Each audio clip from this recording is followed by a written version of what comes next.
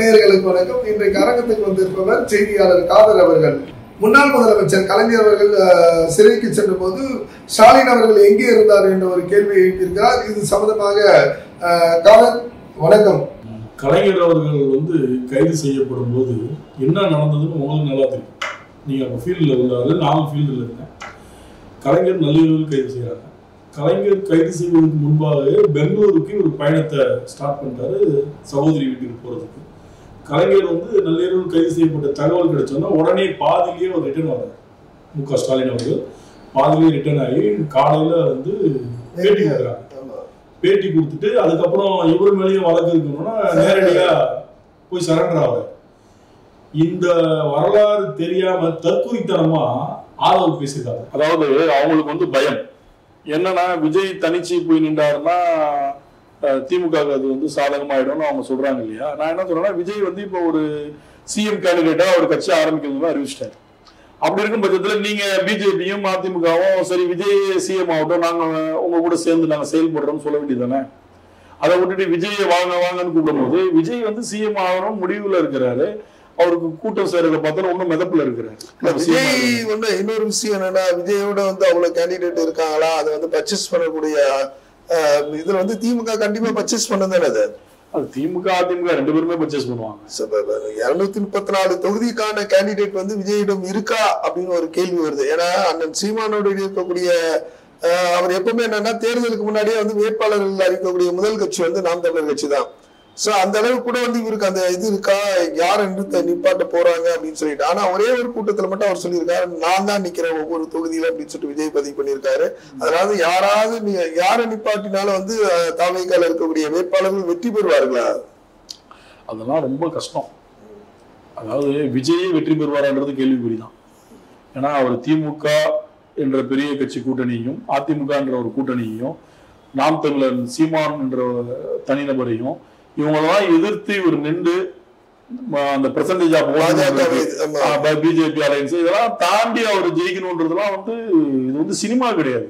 அவரும் சொல்ல மக்கள் தான், நான் மக்களை தான் நம்புகிறேன், இயற்கையோட மக்களோட தான் என்னுடைய சொல்லிட்டு இருந்தாரு. கடவுளோடும் மக்களோடும் தான் கூட்டணினாரு. கடைசியில அவருடைய அரசியல் வாழ்க்கைய குடும்பமும் சிலரும் சேர்ந்து காலி பண்ணிட்டாங்க. அவர் இண்டிவிஜுவலா இருந்திருந்தாருன்னா இன்னைக்கு சிஎம். அவரு ஜெயலலிதா கூட அலைன்ஸ் போகாம. நான் என்ன கேக்குறேன்னா, ஒருத்தர் நல்லது செய்யறோம்னு சொல்லிட்டு ஒரு முதல் முறையா அரசியலுக்கு வராரு. ஏன் இப்படி நெகட்டிவாவே எல்லாமே பேசி வரக்கூடாது இப்படி பண்றீங்க? யார நெகட்டிவா பேசி வரக்கூடாது? தாவேக்காவுடைய விஜய் தான் நான் சொல்றேன். நான் அவருடைய அரசியல் நிலைப்பாடு கரெக்டா இருக்கா நீங்க சொல்லுங்க. இல்ல, அரசியல் நிலைப்பாடுகள்லாம் இப்பதானே ஒவ்வொரு இது கொள்கை மற்றதெல்லாம் தமிழ்நாட்டுல மாறி மாறி வருது அதிமுக திமுக. நீ ஒரு 25 ஆண்டுகளா திமுகவுடையதுதான். ஆனா மக்கள் என்ன, இளைஞர்கள் என்ன சொல்றாங்க, ஒரு மாற்று கட்சி வரணும் தானே விரும்புறாங்க. ஓட்டு போடுறாங்கன்னு பாப்போம். நான் என்ன சொல்றேன், 2026 இதுவரை இல்லாத தமிழகத்துல இந்த 5 ஆண்டுகள் நடந்துட்டு இருக்கிற ஆட்சியில பல்வேறு திட்டங்கள் நம்ம நிறைய பார்த்திருக்கோம். பசங்க படிக்கிற பசங்களா இருந்தாலும் சரி, இதெல்லாம் செயல்பட்டு நல்லா போய்கிட்டு இருக்கு. இது வரைக்கும் திமுக அரசு இந்த அளவுக்கான திட்டங்களை செயல்படுத்திச்சாங்கன்னா தெரியல. இந்த வாட்டி நிறைய செயல்படுத்திருக்காங்க. நான் என்ன சொல்றேன், நீங்க வாங்க. அதாவது அரசியலுக்கு நம்ம யாரையும் வர வேணாம்னு சொல்ல. விஜயா இருக்கட்டும், அஜித்தா இருக்கட்டும், ரஜினி சாரா கூட யார் வேணாலும் வாங்க. உங்களுடைய அஜெண்டா என்ன? நான் என்ன சொல்றேன்னா, திமுக மட்டும்தான் தப்பு செய்யுதுன்னு சொல்றா நான் ஏத்துக்க மாட்டேன். ரெண்டு விஷயம். அதாவது என்னன்னா, திமுகவை மட்டும் பேசினால் மட்டும்தான் இங்க அரசியல். அதுதான் இப்ப நான் சொல்றது. ஆளுங்கட்சியை தானே எதிர்த்தானே, ஆளுங்கட்சி செய்யக்கூடிய தவறை சுட்டி காட்டினா மட்டும் தானே மக்கள் எதிர்ப்பாங்க. இப்படி எல்லாம் தப்பு செய்யறாங்க, அடுத்த மாதிரி எதுக்கு இவங்க ஓட்டு வாக்களிப்பது அப்படின்னு சொல்லிட்டு தானே யோசிப்பாங்க. விஜயகாந்த் அப்படி பண்ணலையே. விஜயகாந்துடைய அரசியல் உள்ள வரும்போதுமே அவர் ஆளுங்கட்சியை மட்டும் திட்டலையே, எல்லாத்தையும் திட்டினாரு. அதனாலதான் விஜயகாந்த் ஜெயிச்சார். நான் என்ன சொல்றேன்னா, ஆளுங்கட்சி திட்டினாதான் ஓட்டு போடுவாங்கன்னா ரெண்டு கட்சி எல்லாம் ஆளுங்கட்சி திட்டிகிட்டே இருப்பானா? இவரு ரெண்டு சைடு தானே திட்டிட்டு இருக்காரு. யாரு? விஜய் பாஜகவே எதிர்க்கிறாரு, பாஜகவை கொள்கை எதிரின்றாரு, அரசியல் எதிரி திமுகன்றாரு. அதிமுக என்ன சொன்னாரு? அதிமுக தான் சொல்லியிருக்காரு. கிட்டத்தட்ட அவர் ஒரு 7-8 மீட்டிங் பேசுறதுக்கு அப்புறம் 8ஆவதா ஒரு இடத்துல பேசும்போது மட்டும்தான் அதிமுகவை லைட்டா டச் பண்ணாரு. ஓகேங்களா? நீ போல்டா திமுக மாதிரி நீ போல்டா நீ அதிமுக எங்கேயாவது நீ பேசிருக்கியா? நான் சொல்றது என்னன்னா, ஊழல் செய்து தண்டனை இல்ல அப்படின்னு வந்து அதிமுக வந்து ஒரு பொருட்டாவே நினைக்காம வந்து எனக்கும் திமுகவுக்கு மட்டும் தான் போட்டி அப்படின்னு சொல்றாரு. பொருட்டாவே அவர் நினைக்கலாம் இல்ல பொருட்டாவே நினைக்கல. கரூருக்கு வந்து அவருக்கு ஆதரவு கொடுத்தோம்னா அதுக்கப்புறம் எனக்கு ஆதரவு கொடுத்த தலைவர்கள் சொன்னாரு. ஆமா ஏன்னு சொல்ல பாஜகவும் அந்த குறைதானே சொல்ல பொருட்டா மதிக்கலன்றவர் ஏன் அவங்க நன்றி சொல்லணும்? ஏங்க நான் அவங்க ஆதரவுலாம் கேட்கவே இல்லை. அது வந்து என்னன்னா வந்து அதிமுகவுடைய கூட்டணி அப்படி அந்த நிலைப்பாட்டு எடுத்திருந்தாருன்னா அவரே நேற்று அந்த பொதுக்குழு கூட்டத்துல வந்து முதல்வர் வேட்பாளர் எப்படி அவங்க நிறுத்த முடியும்? இப்ப கூட சொல்றேன், அதிமுகவுடன் தவிக கூட்டணி போகும். இது இப்ப எடுத்துக்கிற ஒரு சின்ன ஒரு ஸ்ட்ராட்டஜி தான். நெருங்க இதே விஜய் இன்னொரு பொதுக்குழுவை கூட்டி அதுல ஒரு அறிக்கை ஒரு பொதுக்குழுல ஒரு அதிகாரம் கொடுத்திருப்பாங்க எல்லா கட்சியிலயுமே. தலைவர் வந்து நல்லா தெரிஞ்சுங்க. இன்னும் கிட்ட வர இவர் வரலன்னா பிஜேபி வந்து அழுத்தத்தின் பேர்ல இவர் வருவார். எப்படி வருவாங்கன்னா 3 பேருமே சேர்ந்து ஒரு அறிக்கை கொடுக்காங்க. எங்களுடைய தமிழ்நாட்டு மக்களுக்காக எங்க 3 பேருக்கும் பல்வேறு கருத்து வேறுபாடுகள் கொள்கை வேறுபாடுகள் இருந்தாலும் கூட எங்க ஆஸ்தான எதிர்கட்சியான எதிரியான திமுகவை நாங்க வந்து திரும்பி ஆட்சிக்கு வரக்கூடாது என்பதற்காக 3 பேரும் இணைந்து விட்டோம்னு சொல்லி ஜனவரியில ஒரு அறிக்கை கொடுத்து அலைன்ஸ் ஆயிடும். இது நடக்கலன்னா நீங்க கேளுங்க. இதெல்லாம் நடக்கலன்னா அதிசயம் நடந்ததா நினைச்சுக்க வேண்டியதான். விஜய் வந்து அவர் நிலைப்பாட்டுல கரெக்டா இருக்காரு. பிஜேபியுடைய என்ன சொல்லுவாங்க அழுத்தத்தை கண்டுக்கல அப்படின்றத நம்ம எடுத்துக்கலாம். இது கண்டிப்பா நடக்கும். விஜய் அலைன்ஸ் இல்லாம எலெக்ஷன் சந்திக்க மாட்டார். ஏன்னா அவர் தொண்டர்கள்லாம் வந்து அதிமுக பிஜேபியோட நம்ம போனோம்னா ஏதோ வெயிட்டா ஏதாவது பார்க்கலாம் எலெக்ஷன்ல அப்படின்ற ஒரு நிலைப்பாடு இருக்கும். அதே நேரத்துல தனியாலாம் நின்றுலாம் இவர் ஒண்ணுமே பண்ண முடியாது. நீங்க சொன்ன மாதிரி 234 கேண்டிடேட் இவரால போட முடியுமா அப்படின்னா கேள்விக்குறிதான். விஜய் உசிலம்பட்டி விஜய் மதுரை மேலூர் விஜய்னா விஜய் அதெல்லாம் வந்து சினிமால கரெக்டா இருக்கும். சர்க்கார் மாதிரி படத்துல பேசிட்டு போயிடலாம். நிஜம் லைஃப் வேற, ரியல் லைஃப் வேற. எல்லாத்தையுமே நம்ம ரீலா நினைச்சிருந்தோம்னா நிஜ லைஃப்ல நம்ம வேஸ்ட் ஆயிடும். அதே நேரத்துல இப்ப நம்ம ஆரம்பத்துல நீங்க கேட்ட கேள்வியை வந்து நம்ம பாதியிலே விட்டுட்டோம். ஆதவ அர்ஜுனாவுடைய பேச்சு அப்படின்னு நம்ம எடுத்துக்கிட்டோம்னா அது ரொம்ப ஒரு தனாவட்டான பேச்சு. விஜய் கூட ஒரு இடத்துல ரொம்ப நக்கலா ஒரு பதில் சொல்லியிருப்பார். ஒரு நபர் கமிஷனர் தலையில கொட்டி தலைவர் பேசுற பேச்சு. அது தலையில கொட்டினா நீ யார சொல்ற? அருணா ஜெகதீசன் முன்னாள் ரிட்டையர் ஆன நீதிபதி சொல்றியா நீ தலையில கொட்டி அப்படின்னா என்ன மாதிரி வார்த்தை? அப்ப அது வந்து சினிமா ஒரு ஜட்ஜி யார தலையில கொட்டி உச்ச நீதிமன்றமே சொல்லி இருக்கட்டும், கேள்வி கேட்டு இருக்கட்டும். ஓகே, அதுக்குள்ள நம்ம போல நீ சொன்ன பதில நான் எடுத்துக்கிறேன்.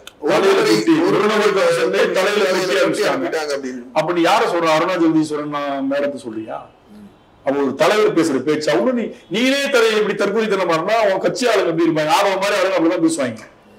நீ வந்து பொதுக்குழு கூட்டி நம்ம கட்சியுடைய நிலைப்பாடு என்ன, அடுத்து நம்ம என்ன பண்ண போறோம், எலெக்ஷன் வருது, எலெக்ஷன்ல என்னென்ன செய்யலாம், நம்ம என்ன ஒரு அஜெண்டா ரெடி பண்ணலாம், இந்த இதெல்லாம் தேவையில்லை. அதுல வந்து அருண்ராஜ் பேசியிருக்காரு, இந்த 1000 ரூபாய் மட்டும் யாரும் கேட்காதீங்க. அப்ப நீங்க ஆட்சிக்கு வந்து 1000 ரூபாய் கொடுக்க மாட்டீங்க. அந்த 1000 ரூபாய் வந்து பென்ஸ் கார்ல போற பொம்பளைகிட்ட நீங்க போய் லேடிஸ்ட கேட்டீங்கன்னா அதுக்கு அது தேவையில்லை. சௌமியா அன்புமணி அவங்க பேசினாங்க 1000 ரூபாய் நாங்க கேட்ட மாட்டாங்க. அவங்களுக்கு 1000 ரூபாய் தேவையில்லை. ரோட்ல இட்டு சுடுற பொம்பளைகிட்ட போய் நீங்க கேளுங்க, அம்மாட்ட போய் கேளுங்க, அம்மா ஒரு 1000 ரூபாய் மாசம் வேணுமான்னு கேளுங்க, வேணாமான்னு கேளுங்க.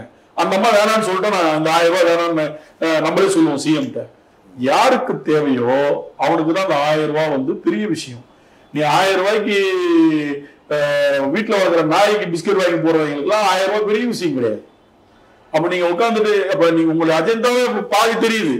இப்ப 1000 ரூபாய் இலவசத்துல நாங்க கட் பண்றோம் அப்படின்றத இன்டைரக்டா சொல்றீங்க. மக்கள் இன்னும் விளிம்பு நிலை மக்கள் இருக்கதான் செய்யறான். மாசம் 12,000 ரூபாய் சொல்றாங்க சேர்த்து வச்சோம்னா 1 கிராம் நீங்க வாங்க முடியும். இந்த காசு சும்மா வருது இல்ல. இந்த இலவசம் விஜய் மட்டும் சொல்லல, சீமான் அவர்களும் வந்து இலவசம் கூடாதுன்னு சொல்லி இலவசம் கொடுக்க கூடாது. இலவசம் கொடுக்குறீங்க, மது ஆலயத்துல இருந்து வரக்கூடிய வருவாயில இருந்து தானே நீங்க இலவசத்தை கொடுக்க முடியும். இல்ல அதுதானே சொல்றாங்க. அது ஏன் அதுக்கு மாற்றத்துல வந்து இப்ப இன்றைக்கு வந்து பெரிய லெவல்ல வந்து பால் விற்பனை இருக்கு. ஏன் அதை இது பண்ண மாட்டாங்க? ஆந்திரால இருந்து ஏன் அந்த பால் இருக்க மாட்டேன்? ஏன் இங்க தமிழ்நாட்டுல வந்து காமராஜர் ஆட்சி காலத்துல வந்து ஆவின் இது மாதவரத்துல ஆரம்பிச்சாரு. அந்த இது ஏன் வந்து இங்க வந்து கால்நடையை வந்து உற்பத்தி பண்ண மாட்டாங்க? அது ஏன் வந்து வளர்க்க மாட்டாங்க? அது ஏன் ஒரு தொழிலா மாட்ட மாட்டாங்க? அப்படிதானே அதுவும் ஒரு அரசு வேலையா தானே இருந்தது. அப்படிதானே அவர் குற்றச்சாட்டுறாரு. ஆவின் வந்து கொள்முதல் பண்ணி தமிழக அரசு சார்பில் வர மிகப்பெரிய ஒரு பால் கால்நடை இது. அந்த பாலுக்கு வந்து மிகப்பெரிய ஒரு மார்க்கெட் இருக்கு. மதுவிட அதிக லாபம் தரக்கூடியது. நான் வந்து ஆட்சிக்கு வந்தேன்னா மதுவெல்லாம் ஒடிச்சு இந்த பால் உற்பத்தி தான் நான் செய்வேன். சில விஷயங்கள் சீமானுடைய பேச்சுகள் ஏற்புடையதா இருக்கும், சிலது காமெடியா இருக்கும், சிலது கண்டுக்காம போயிடணும். அப்படிதான் சீமானுடைய பேச்சு சிலது இருக்கும், சிலது ரொம்ப நல்லா இருக்கும், அதுலதான் மாற்று கருத்து கிடையாது. பட் எல்லாத்தையுமே அவர் பேசுறது ரொம்ப சீரியஸா எடுத்துக்கணும்னா அது இதெல்லாம் ஆரம்பிச்சாங்க, இப்ப ஏன் இல்ல, காலத்துக்கேற்ற மாற்றத்தில் சிலது மாறிதான். அவரு ஒரு ரொம்ப ஆழமான ஒரு கருத்தை சீமானன் பதிவு பண்ணியிருக்காரு. அதாவது என்னன்னா, இந்த சார் அந்த அமைப்பு மூலியமா வந்து எவ்வளவு பாதிப்பு இருக்கு, இது வந்து முன்கூட்டியே எடுத்திருக்கலாம், ஒரு ஆண்டுகளுக்கு முன்னாடி கூட எடுத்திருக்கலாம். இது எதை நோக்கி போகுதுன்னா, வட இந்தியாவிலிருந்து வந்திருக்கக்கூடிய அத்தனை பேரை வந்து வாக்காளராக மாற்றக்கூடிய ஒரு அபாயத்தை நோக்கி போகுது. ஆனா அவங்க என்ன பண்ணுவாங்கன்னா, கண்டிப்பா வந்து அடுத்த நகர மொழியை, இந்த மொழி அழிக்க வந்தக்கூடியவர் தான் அவங்க. நாம வந்து அவங்களுக்கு அடிமைப்பட்டிருக்கோம், நம்மளுடைய நிலத்தை வாங்குவாங்க, நம்மளுடைய அவங்களுக்கு வந்து அடிமையா இருப்போம், இது மிகப்பெரிய ஒரு ஆபத்து, எனக்கு பின்னாடி வந்து உணர்வீங்க, இதுக்காக தான் நான் குரல் கொடுத்துட்டு இருக்கேன், இதுக்காக தான் நான் வந்து போராடிட்டு இருக்கேன் அப்படின்னு சொல்லிட்டு பதிவு பண்ணியிருக்காருல்ல. அது நியாயமான விஷயம் தானே, அதை யோசிக்கணும். இல்ல திமுகவை யோசிக்கணும், சீமான் அவர்களுடைய பேச்ச உண்மையிலே வந்து தமிழ் தமிழ் அப்படின்னு சொல்லிட்டு பேசக்கூடிய தலைவர்கள் வந்து நிச்சயமா யோசிக்கணும்ல.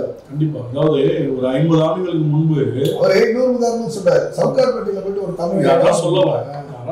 50 ஆண்டுகளுக்கு முன்பு ராஜஸ்தானு, பீகார், குஜராத் இங்க இருந்துலாம் சென்னையை நோக்கி அவங்க வரும்போது சென்ட்ரல்ல இறங்குறாங்க. சென்ட்ரல்ல இறங்கணும்னா அவங்களுக்கு நியர்பை ஒரு ஏரியா வந்து அதுதான் இருக்கு. அப்ப அங்க போய் பிசினஸ் இங்க ஒரு ஏரியா இருக்கு அப்படி இங்க போலான்னு போய் அங்க வாடகைக்கு போறாங்க. வாடகைக்கு போகும்போது இப்ப அவங்களுடைய நிலைப்பாடே பாத்தீங்கன்னா, அவங்க வந்து இன்னும் சொந்தக்காரங்க போடுவாங்க, இங்க நல்லா இருக்கிற இடம் வாடான்னு. இப்படி வரும்போது அவங்களுடைய பிசினஸே வந்து நகை அந்த மாதிரி பிசினஸ். இன்னொன்று என்னன்னா, அவங்க வந்து அந்த மார்க்கெட்டிங்ல பெரிய லெவல். ₹1 நீ கொடுத்தாதான், ₹1 இல்லைன்னா மீதி சில்லறை மாத்திடுவான்னு அனுப்பிச்சிருவாங்க. அதுதான் அவங்களுடைய சக்சஸ். அப்படி வந்தவங்க தான் சவுகார்பேட்டைன்னு ஒரு ஏரியாவே உருவாக்கிட்டாங்க. இன்னைக்கு நீங்க சவுகார்பேட்டையில வாடகை கூட ஒரு வீடு தரப்படாது. நீ போயிட்டு வீடு வாங்க முடியாது, தமிழ் வந்து வாடகை கூட இல்ல. இங்க வந்து இப்ப நார்த் இந்தியன் கட்டின அபார்ட்மெண்ட் எல்லாம் உங்களுக்கு வீடு கிடையாது, எனக்கு வீடு கிடையாது, நிறைய இடத்துல இருக்கு. அதை யாரும் மறுக்க முடியாது. நீங்க வந்து இப்ப பத்மநாப தேட்டர் இடத்துல கிட்டீங்கன்னா அந்த அதுல கூட சிலர் இருக்காங்க, சில கேஸ்டுக்கு தர மாட்டாங்க. மார்வாடிஸ்ல கூட ஜெயின், சீர்வி இந்த மாதிரி ஒரு 4-5 கேட்டகரிஸ் இருக்கு. அதுல சிலருக்கு கூட இவங்க அந்த இடத்துல வீடு தர மாட்டாங்க. அப்ப யாருடைய நிலத்தில் யார் வந்து தங்கிக்கிட்டு யாருக்கு இடம் தர மாட்டாங்க, இதை கேட்கறதுக்கு ஆளும் கிடையாது. 50 வருஷத்துக்கு முன்னாடியே திராவிடம் சார்பாக இது எடுத்து முன்வைக்கப்பட்ட கருத்து தான் இது. அப்ப அவங்க என்ன சொல்றாங்கன்னா, எங்களுக்கு இந்த ஏரியா போதும், இதுக்கு மேல எந்த ஏரியாவுக்கு நாங்க போக மாட்டோம். இன்னைக்கு தமிழகத்துல அவங்க இருக்காத இடமே இல்லை. நம்ம இன்னைக்கு சகோதரனா இருக்காங்க, அவங்க நம்ம தப்பு சொல்லல. ஆனா இப்ப நம்ம ஆளுங்க போய் மும்பைல இல்லையா, எல்லா ஊர்லயும் நம்ம ஆளுங்க இருக்காங்க. அதை பத்தி நம்ம சொல்ல, அவனுடைய நிலை, அவங்க இடத்துக்கு போறாங்க, அவன் பீஸ்ஃபுல்லா இருக்கான், அதனால அந்த இடத்துல இருந்துறான். பட் ஆனா அவன் நம்மள ஆட்சி செய்யற இடத்துக்கு எப்போ வருவான் அப்படின்றதுதான் சீமான் சொல்றாரு. இன்னைக்கு வந்து சவுகார்பேட்டையை விட்டுட்டீங்க, சவுகார்பேட்டையில இருந்து இன்னைக்கு தமிழகம் முழுவதும் இருக்காங்க. மதுரையில ஒரு ஏரியா இருக்கு. ஒரு நாளைக்கு வந்து தொடர் வண்டியிலே வந்து கிட்டத்தட்ட ஆயிரக்கணக்கான மக்கள் வந்து படையெடுத்து தான் இருக்காங்க. இன்னைக்கும் நீங்க வந்து திருப்பூர் போற ட்ரெயின்லாம் ஏறினீங்கன்னா உட்கார உங்க ரிசர்வேஷன்லாம் அவன் தான் உட்காந்துருப்பான். வாடிநகர் பகுதியில் கூட வீடு யாருக்கும் கிடையாது, யாரும் கிடையாது, இல்ல அவங்கதான் வீடு. அந்த விற்பனைனா முதல்ல இவங்களுக்கு தான் கூப்பிட்டு சொல்றாங்க. இப்ப நீ வந்து ₹1 கோடி வாங்கினா 1.10 கொடுத்து வாங்கிட்டு போயிட்டே இருக்காங்க. அப்ப அவங்களுடைய இது புற்றீசல் போல நீங்க பெருகிடுச்சு. மதுரையில ஒரு ஏரியாவே இருக்கு, சௌராஷ்டிரா காலனின்னு ஒரு இருக்கு. அந்த ஏரியால இதே கதை தான். நான்வெஜ் சாப்பிட்றவங்க நாட்டு அலவுடு. ஆமா, அந்த பகுதி முழுக்காதான். ஏன்னா இப்போ வந்து ஒரு காலத்துல மார்வாடினா சவுகார்பேட்டைன்றதை தாண்டி நீ தமிழகம் முழுவதும் இருக்கான். எல்லா பிசினஸ் ஏரியாலையும் ஹோல்சேல் கடை ஒண்ணு யார் வச்சிருப்பானா அவங்க வச்சிருப்பாங்க. ஒரு கிராமம் வந்து டெவலப் ஆகுதுன்னு வச்சுக்கலாம், ஃபர்ஸ்ட் வந்து ஹார்ட்வேர்ஸ் கடை ஓபன் பண்றவங்க அவன் தான். அப்ப இதை வந்து தடுக்க முடியுமா அப்படின்னா, இதை தடுக்கிறதுக்கான சட்டம் இல்ல. என்ன சொல்றாருன்னா, திமுகவும் அதிமுகவும் மிக கவனமாக வந்து இதை வந்து அக்கறை பண்ண, நான் மட்டும் போராடி வந்து பண்ண போறது இல்ல, இருக்க ஆட்சியாளர்கள் வந்து கண்டிப்பா வந்து அவசியமா வந்து யோசிக்கணும் அப்படின்னு சொல்லியிருக்காரு செய்தியாளர். இதுல உண்மையில வரவேற்கத்தக்கதான். சரி, தாவைக்காவுடைய போக்கு அடுத்த கட்ட நகர்வு என்னவா இருப்பா? இவர் வந்து தனித்து நிக்கிறார் அப்படின்னு பேசினாரு. இல்ல, தனித்து நிக்கிறேன்னு சொல்லியிருக்கிறாரு. பட் இது வந்து இதுதான் ஃபைனலான்றதுலாம் கிடையாது. தாவைக்காவுடைய நிலைப்பாடு தனித்து நின்னா அந்த வெற்றி வாய்ப்புகள் வந்து நிச்சயமா வந்து திமுக தான் கிடைக்கும் அப்படின்னு சொல்லிட்டு பாஜக பயப்படுதா? ஆமா, அதிமுகவே அந்த பயம் இருக்கு. ஏன்னா தாவேகா தனியா நின்றா அது ஓட்டு பிரியும். இப்போ பிரசன்டேஜ் ஆஃப் ஓட்டுல வந்து ஏடிஎம்கே அலையன்ஸ் வந்து 26, 24 தான் சொல்றாங்க. திமுக அலையன்ஸோட பிரசன்டேஜ் ஆஃப் ஓட்டுன்றது 34, 36 சொல்றாங்க. ஆல்ரெடி 10% வீக்ல இருக்காங்க. இப்போ விஜய் வரனால இப்போ இவங்கள்ட்ட இருந்து ஒரு 6%, 7%, இவங்கள்ட்ட இருந்து ஒரு 6% எடுக்கும்போது திரும்பி அவங்க வீக் ஆவாங்க. அப்ப இன்னும் கண்டிப்பா இப்போ இன்னும் பாமக 2 ஆகி போச்சு. எலெக்ஷன் 2 தான் சந்திக்க போறாங்க. அப்ப வந்து இருக்கிற 3% 1.5% ஆயிடும். அப்போ இவங்களுக்கு பாமகனால பெரிய கிரெடிட் கிடைக்கிறது வாய்ப்பு இல்லை. ஏன்னா ராமதாஸ் அவர்கள் வந்து திமுக கூட்டணி தான் போறாரு. அவர் ரொம்ப தெளிவா இருக்காரு. திமுக கூட்டணியில சீட்டு பேரம்லாம் பேசி முடிச்சுட்டாங்க. அவர் திமுக கூட்டணின்றதை முடிவு பண்ணிட்டாரு. அதனாலதான் அன்புமணி ராமதாஸ் ஃபைட் பண்ணிட்டு இருக்காரு. ஏன்னா பிஜேபி ஒழுங்கா இல்லைன்னா இங்க அவ்வளவுதான் ஃபைல வச்சுக்கிட்டு பண்ணிட்டு இருக்கலாம். அப்ப இவருக்கு என்னன்னா இப்ப அன்புமணி ராமதாஸ் வந்து ராமதாஸோட இணைந்து வந்தால் மட்டுமே அதிமுக கூட்டணிக்கு சாதகமா இருக்கும். இல்லைன்னா அது பெரிய லெவல்ல பெருசா ஒன்றும் அந்த கூட்டணிக்கு எடுபடாது. தேமுதிகவுடைய நிலைப்பாடு ஒன்றும் தெரியல. அவங்க 2 பக்கமும் பேசிட்டு இருக்கிறதா ஒரு தகவல் இருக்கு. இங்கேயும் பேசிட்டு இருக்காங்க, அங்கேயும் பேசிட்டு இருக்காங்க. இன்னொரு விஷயம், நேற்று நடந்த தாவேகாவுடைய அந்த புதுக்குழு கூட்டத்துல அவர் கொள்கை ரீதியாக இருக்கக்கூடிய தலைவர்களுக்கெல்லாம் வந்து மரியாதை செலுத்தினாரு. உயிரிழந்த அவங்களுக்கு வந்து 2 நிமிடம் மௌனத்தில் பண்ணாங்க. ஆனா எல்லா என்ன எதிர்பார்த்தாங்கன்னா, அதாவது வரலாற்றில் இடம்பெற்ற தலைவர்களுக்கு புகழந்து செல்லக்கூடிய விஜய் அவர்கள் கண் முன்னாலே தனக்காக உயிர் கொடுத்த அவங்களுடைய புகைப்படங்களை வச்சு நீ வந்து அஞ்சலி செலுத்தி அதுவே உன்னால முடியல. எல்லா பேப்பர்லயுமே 41 பேருடைய போட்டோ வந்தது. அதை ஒரு பிரிண்ட் அவுட் எடுத்து வச்சு ஒரு 4 ரோஜா பூ போடுறதுல ஒன்றும் தப்பு கிடையாது. நீ அதை கூட செய்யல. அதே நேரத்துல இன்னொன்று நான் அந்த குழுல பேசுனதை சொல்றேன். ஆதவ அர்ஜுனாவுடைய பேச்சு வந்து ரொம்ப ஒரு திமிரான பேச்சா இருக்கு. அதாவது நீலாம் ஓடி ஒதுங்கிட்ட, ஓடி போயிட்டீங்க. 41 பேர் இறந்த அன்னைக்கு நைட்டு எவனுமே இல்லை, எல்லாம் போயிட்டீங்க. களத்தில் வந்து நின்று நல்லது கெட்டதெல்லாம் தூக்கி 2வது வச்சுப்போம். அவங்க அரசியல் பண்றாங்க இல்ல நடிக்கிறாங்க, அதெல்லாம் தூக்கி ஓரமா வச்சுருவோம். வந்தாங்களா, நின்றாங்களா, வேலை பார்த்தாங்களா, அந்த மக்கள் உயிர் போற மக்களுக்காக நின்று ஹாஸ்பிட்டல் நின்றானா, செஞ்சானா? அப்ப நீ அதெல்லாம் வந்து நீ வந்து நகைச்சுவையா பேசுறதும் கிண்டல் பண்றதும் கேள்வி. நீ களத்திலேயே நிக்காம ஓடி ஒளிந்து போன ஒரு கோலை நீ எப்படி வந்து நீ பேசலாம்? இன்னொன்னு என்ன சொல்றேன், கரூர் செந்தில் பாலாஜியை வந்து ஒரு ஒருமையில பேசுற, யாரோ சொன்னாங்க ரவுடின்னு சொல்லி பேசுறேன். நான் என்ன சொல்றேன் அப்படின்னா, உனக்கு வந்து இப்போ வந்து உங்களை யாரும் நிரபராதின்னு சொன்னீங்க. நீ சிபிஐ யார் மேல எஃப்ஐஆர் போட்டிருக்கு? கரூர் செந்தில் பாலாஜி மேல போட்டிருக்கு, திமுக நிர்வாகி மேல போட்டிருக்கா? முதல்ல விசாரிச்சோன மாஜிஸ்ட்ரேட் கோர்ட்ல வந்து எஃப்ஐஆர் தாக்கல் பண்ணிருக்காங்களா? அதுல யார் யார் இருக்கா எஃப்ஐஆர்ல? உன் கட்சிக்காரன் தானே இருக்கான், முக்கிய நிர்வாகி தானே இருக்கான். அப்போ குற்றவாளியா அவங்களுக்கு சொல்றாங்கல்ல, இன்னும் நான் நிரபராதின்னு எப்படி சொல்லுவேன்? நீ கோர்ட்ல நீ ப்ரூவ் பண்ண. அப்ப நீ வந்து இன்னும் அந்த விஷயங்களை திசை திருப்பதற்காக தான் பேசிட்டு இருக்கீங்க. நீங்க பொதுக்குழு நடத்தல. இன்னும் நாங்க தூய்மையானவன்றத மக்களுக்கு சொல்லணும்ன்ற மக்களுக்கு நல்லா தெரியும் இது யார் காரணம்னு. அது சிபிஐ விசாரிச்சாலும் சரி, உறுப்பினர் கமிஷன் விசாரிச்சாலும் சரி, எஸ்ஐடி விசாரிச்சாலும் சரி, உண்மை கண்டிப்பா வெளியே வரும். சிபிஐ விசாரிச்சதுனால நீங்க எல்லாம் கூலா இருக்கிறதா நினைக்கிறீங்க? கண்டிப்பா எல்லாரும் மாட்டுவாங்க. அதுல நிறைய அரசியல் இருக்கு. கண்டிப்பா அது ப்ராப்பர். ஏன்னா விசாரிக்க ஆரம்பித்த ஒரு 2-3 தினங்கள்லயே ஒரு எஃப்ஐஆர் போடுறாங்கன்னா அவங்களுக்கு எந்த இதுல யார் இருக்காங்கன்னு தெரியாமையா போடுவாங்க? சிபிஐ விளையாட்டுக்கா போடுவாங்க? இன்னொரு விஷயம் எல்லாமே என்ன பேசுறாங்க, அதாவது இவ்வளவு பெரிய ஒரு சம்பவம் நடந்தது. கரூருக்கு பிறகு வந்து நாங்கள் பல்வேறு கட்சிகள் சார்ந்தது தாவேகாவுடைய கட்சிக்கு வந்து நாங்களே நேரடியா போயிட்டு அவங்களுக்கு ஆதரவு தெரிவிச்சாங்க. அந்த சூழ்நிலை ஆனா எங்களுக்கு யாருக்கும் வந்து ஒரு தேங்க்ஸ் சொல்லணும். சரி, ஆனா நேர்மறையான எதிரி அப்படின்னு சொல்லக்கூடிய அந்த திமுகவோட வந்து எனக்கு அவங்க தான் போட்டின்னு சொல்றது ரொம்ப அபத்தமா இருக்கு அப்படின்னு சொல்லிட்டு பழக ஆரம்பிச்சிட்டாங்க அந்த ஆதரவு கொடுத்த கட்சிக்காரங்களாம். அதாவது இவர் எப்போதுமே திமுகவை தான் சொல்லணும். திமுகவை விஜய் சொல்லணும்னா விஜய் கட்சி வீக் ஆயிடும். இது ஒரு அரசியல் ஸ்ட்ராட்டஜி. அதனாலதான் விஜய் வந்து திமுகவுக்கும் எனக்கு தான் நேரடியான போட்டி. இன்னொன்னு பேசுவார், மண்ணில் பொதிஞ்சுக்கிட்டே வர கட்சி திமுக. மண்ணில் பொதிஞ்சுக்கிட்டே வர கட்சி கூட நீயா போட்டி போடுற? நீ எப்படி எனக்கு அவன் தான் போட்டின்ற? அப்போ உன்னுடைய வார்த்தையிலே இரட்டை நிலைப்பாடு இருக்கு. அறிவாலயத்துல போய் ஒளிந்து கொள்வார்கள் என்பதெல்லாம் வந்து 30 நாள் வீட்டுக்குள்ள இருந்து நீ வந்து அறிவாலயத்துல வந்து பேசுறாங்க. மிஸ்ஸாவை பார்த்துட்டு வந்த மனுஷன் நம்ம திமுக ஆதரவாளர் கிடையாது. பேசும்போது இதே வார்த்தை அவர் எடப்பாடி சொல்லியிருந்தாலும் விஜய்க்கு இதை கவுண்டர் தான் நான் கொடுப்பேன். அவங்களாம் வந்து எப்படி அரசியல்ல வந்து உன் வயசு அவங்களுடைய அனுபவங்கள் அசால்ட்டா நீ பேசிட்டு போறதெல்லாம் இல்லை. அவர் முதல்வர் வந்து சில விஷயங்களை விட்டனால நீ வெளியில உட்காந்துருக்கீங்க. நீங்களாம் உங்களெல்லாம் தூக்கி வைக்கிறதா 10 நிமிஷம் வேலை. ஜெயலலிதா மாதிரி ஆளுமை இருந்திருந்தாங்கன்னா இப்ப இவருக்கு ஆளுமை இல்லைன்னு சொல்ல, இவருக்கு வேணாம் குறைச்சு போறாங்க அப்படின்றதுதான் கான்செப்ட். ஜெயலலிதா மாதிரி ஆளுமை இருந்தா நீ கரூர்ல இருந்து சென்னை வரதுக்குள்ளே ஜெயிலுக்கு போயிருப்பீங்க. திருச்சியிலே வந்து அரசு பண்ணிப்பாங்க, முடிஞ்சிட்டு இருக்கோம் மேட்ரு. அப்போ ஓடி ஒளிந்தது நீங்க. 30 நாள் ஆளை காணும். அவர் கடலுக்குள்ளேயே இருந்தாரா உசி. நீங்க எல்லாம் ஒழிஞ்சிட்டு களத்துல வந்து நின்னோட பேசுறதுக்கு எப்படா உங்களுக்கு நாக்கு கூசாம வருது? நீங்க என்னத்தை சாப்பிடுறீங்கன்னு தெரியல. ஆளுவர்களுடைய பேச்சு வந்து ரொம்ப மோசமானது, ரொம்ப கண்டிக்கக்கூடிய பேச்சு. விஜய் உட்கார்ந்து அதை கேட்டுட்டு இருந்தது மிகப்பெரிய தப்பு. விஜய் சைக்கிள் ஓட்டினாரா, அதனாலதான் 2021 ஜெயிச்சாங்க. இதை விட ஒரு முட்டாள்தனமான பேச்சு அப்படியாவது இருக்குமா? ஒரு 10 வயசு குழந்தைகிட்ட சொன்ன கூட சிரிக்கும். அவர் கருப்பு சிவப்பு போட்டு அப்ப பக்கத்துல ப்ளூ கலர்ல ஒரு ஸ்கூட்டில வந்தாங்க, அவங்க வந்து விடுதலை சிறுத்தையா. இன்னொருத்தர் ரெட் கலர் சட்டை போட்டு வந்தாரு, அவங்க வந்து கம்யூனிஸ்டா. இவங்க 3 பேரும் சேர்ந்து நீங்க ஆதரவு கொடுத்தீங்களா?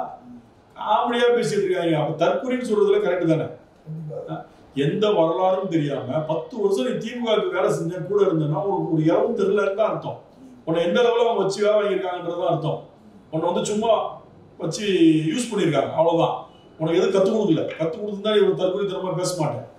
ஏன்னா எனக்கு தெரிஞ்ச வரைக்கும் ஆதவா வந்து ஸ்லீப்பர் செல்லு தான். தன் இடத்தை தக்க வைப்பதற்காக விஜய்க்கு முலாம் பூசுகிறார், அவரை வந்து ஐஸ் வைக்கிறார். இன்னொன்று தெரியுமா உங்களுக்கு? இன்னொரு கருத்து போயிட்டு இருக்கு. புஷியானந்த காலி பண்றதுக்கான வேலைகள் தாவைக்கால வேகமா நடந்துட்டு இருக்கு. இந்த பொதுக்குழுக்கு முன்னாடியே அவருக்கு ஆல்ரெடி பிடி நிர்மல்குமாருக்கும் ஆதவுக்கும் அருள்ராஜ் 3 பேருக்குமே அண்டர்ஸ்டாண்டிங் கிடையாது புஷி கூட. அதனால புஷியை காலி பண்ணுன்றது ரொம்ப தெளிவா இருக்காங்க. அது விரைவில் எது வேணாலும் நடக்கலாம். புஷியுடைய பதவியை பறி போகலாம். அதுக்கப்புறம் இன்னொன்று தாவைக்கால நடக்கக்கூடிய வாய்ப்புகள் இருக்கு. எஸ் ஏ சந்திரசேகர் விஜயுடைய அப்பா வந்து ஆலோசகராகவும் வரலாம், அல்லது செயல் தலைவராக உள்ள வர்றதுக்கு வாய்ப்பு இருக்கு அப்படின்னு ஒரு டாக் போயிட்டு இருக்கு. அது மேபி நம்ம விசாரிச்ச வகையில நம்ம தகுந்த உறுதியான தகவலாக தான் சொன்னாங்க. விரைவில் அந்த கட்சியை கட்டி காக்கிறதுக்கான வேலைகளை அவர் பார்த்துட்டு இருக்காரு. ஒரே விஷயம்தான், நாங்கள் தாவகாவுக்கு எதிரியான ஆள் கிடையாது, திமுக ஆதரவான ஆள் கிடையாது. ஆனா நீ அரசியல் நிலைப்பாடை ஒழுங்கா எடுத்து மக்களுக்கான அரசியலை நீ செஞ்சனா 26 ஒரு ரிசல்ட் கிடைக்கும். முன்னணி திமுகவை திட்டிக்கிட்டு, ஸ்டாலின் அவர்களை திட்டிக்கிட்டு, உதயநிதியை திட்டிக்கிட்டு இப்படியே நீங்க அரசியல் பண்ணீங்கன்னா குண்டான் சட்டிக்குள்ள குதிரை முடியும். இல்ல நீ மக்களுக்கான நிலைப்பாடை எடுக்க மாட்டீங்க. எடப்பாடி திட்டுவாருங்க, ஸ்டாலினை திட்டுவாரு, உதயநிதியை திட்டுவாரு, என்ன பண்ணுனீங்கன்னு கத்துவாரு, கவுண்டர் கொடுப்பாரு, அறிக்கை கொடுப்பாரு. மக்களுக்கான நிலைப்பாடு என்னன்றத அவர் போற இடத்துல பேசுவாரு. நாங்க இது பண்ண போறோம், இப்ப நாங்க 1500 ரூபாய் கொடுக்க போறோம்ன்றாரு. 1000 ரூபாய் சாத்தியம் இல்லைன்னு சொன்னவரு நீங்க 1500 ரூபாய் கொடுக்குறேன்றாரு.